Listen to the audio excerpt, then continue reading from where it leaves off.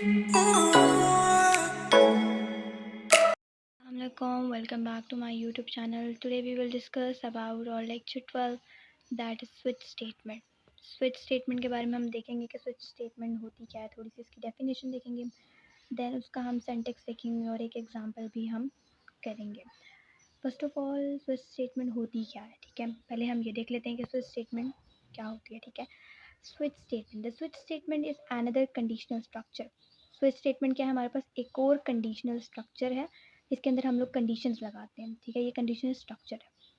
Secondly, it is useful in the situation, ये काम आता है किसी भी सिचुएशन के अंदर। स्विच स्टेटमेंट जो है, when a single block of statement is to be executed among many choices, जब सिर्फ एक ब्लॉक ऑफ स्टेटमेंट को हमने एग्जीक्यूट करना हो बहुत सी चॉइसेस के अंदर से, अगर हमने एक ब्लॉक ऑफ स्टेटमेंट को सिर्फ एग्जीक्यूट करना है या एक केस को एग्जीक्यूट करना है, तो उसके लिए हम स्विच स्टेटमेंट यूज़ करते हैं। देन हमारे पास है कि स्विच स्टेटमेंट अलाउ करती है एक वेरिएबल को, फर्दर इसकी थोड़ी सी और डेफिनेशन है कि स्विच स्टेटमेंट हमें अलाउ करती है एक वेरिएबल को, कोई भी वेरिएबल हम ले लेते हैं, जैसे वेरिएबल ए बी, कुछ भी वेरिएबल वेरिएबल आप कुछ भी ले सकते हो, यू नो कि आप वेरिएबल कोई भी डिक्लेयर कर सकते हो। तो स्विच स्टेटमेंट क्या करती है, अलाउ करती है वेरिएबल्स को to be tested for equality, किसी भी इक्वालिटी को टेस्ट करने के लिए, किसी भी कंडीशन को टेस्ट करने के लिए बहुत सी लिस्ट ऑफ वैल्यूज़ के अंदर से, जैसे हमारे पास लिस्ट ऑफ वेरिएबल गिवन है, ठीक है।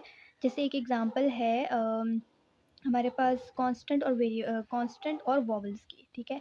उसमें हम लोग टेस्ट कर रहे होते हैं कि वॉवल्स जो हैं वो ए ई आई ओ यू में से अगर कोई भी यूज़र नंबर एंटर करता है, करेक्टर एंटर करता है, तो वो वॉवल है। अगर इनमें से कोई और वो करेक्टर डिस्प्ले करेगा, ठीक है, एंटर करेगा यूज़र, तो इसका मतलब है कि वो कॉन्सोनेंट है, ठीक है। इसी तरह कि हम कंडीशंस को टेस्ट कर रहे होते हैं, उनकी इक्वालिटी को टेस्ट कर रहे होते हैं डिफरेंट लिस्ट ऑफ वैल्यूज़ में से।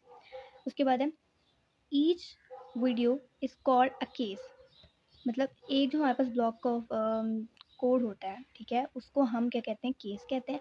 And the variable being switch on is check for each case, और जो वेरिएबल है जो चेक की जा रही होती है, जो भी वेरिएबल्स चेक किए जा रहे होते हैं हर केस के अंदर, उनको भी स्विच करता है, ठीक है।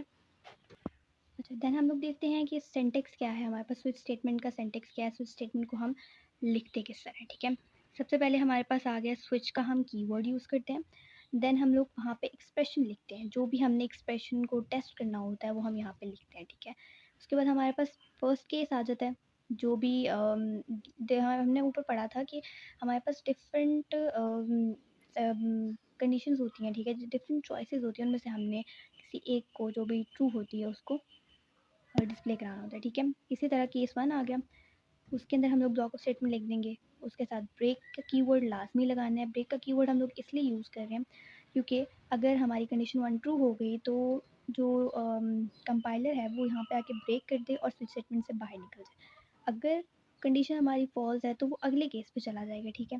अगर अगला केस भी ट्रू नहीं है, जितने मर्जी केसेस हम इसमें यूज़ कर सकते हैं, वो हमारी जो हमारा क्वेश्चन है उस पर डिपेंड करता है कि हमारे पास कितने केसेस हैं, अप टू एन केसेस जितने हो सकते हैं। देन हमारे पास एंड पे लास्ट में हमारे पास होता है डिफ़ॉल्ट का कीवर्ड। डिफ़ॉल्ट हम लोग इसलिए यूज़ कर रहे होते हैं ताकि जैसे हम लोग इफ़ एज कंडीशन यूज़ करते हैं, इफ़ में अगर कंडीशन ट्रू होती है और एज में फॉल्स वाली जो कंडीशन होती है उसको हम लिख देते हैं। तो डिफ़ॉल्ट का भी यही सीन होता है कि डिफ़ॉल्ट के अंदर हम लोग ब्लॉक ऑफ स्टेटमेंट लिख देते हैं, जैसे जैसे डिफ़ॉल्ट के अंदर हम लोग अभी एक प्रोग्राम लिख रहे हैं, ठीक है। तो कॉन्सोनेंट और वॉवल वाला, ऊपर हमने वॉवल्स को चेक कर लिया केसेस के अंदर, डिफरेंट केसेस के अंदर, और डिफ़ॉल्ट के अंदर हम लोग सिंपल ब्लॉक ऑफ स्टेटमेंट लिख सकते हैं कि अगर वो वॉवल्स नहीं है जो हमने यूज़र ने एंटर किया है, तो देन वो सिंपली जो है वो कॉन्सोनेंट हो जाएगा। अच्छा, हमने सिंटेक्स देख लिया अपना, देन हमारे पास है एग्जाम्पल, कि एग्जाम्पल कैसे वर्क करेगी। हमारे पास एक एग्जाम्पल हमने ली है, write a program that inputs a character from the user. एक प्रोग्राम लिखे जिसमें जो कंपाइलर है, जो यूज़र है, वो इनपुट कर रहा हो कैरेक्टर को, ठीक है, और उसके अंदर हम लोग चेक करेंगे कि वो वॉवल है या कॉन्सोनेंट है।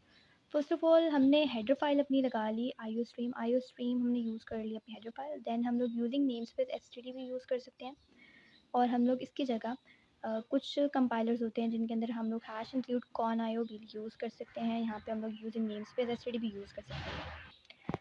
देन हमने एक कैरेक्टर डाटा टाइप के अंदर एक वेरिएबल ले लिया सी, ठीक है, वेरिएबल हमने स्टोर करा दिया सी। हम क्या कह रहे हैं, सी आउट करे यूज़र एक अल्फ़ाबेट एंटर करे, ठीक है, जो हमने कैरेक्टर के अंदर स्टोर करा दिया। सी इन करा देंगे सी, वो अल्फ़ाबेट जो है वो यूज़र एंटर कर देगा, जो भी अल्फ़ाबेट होगा।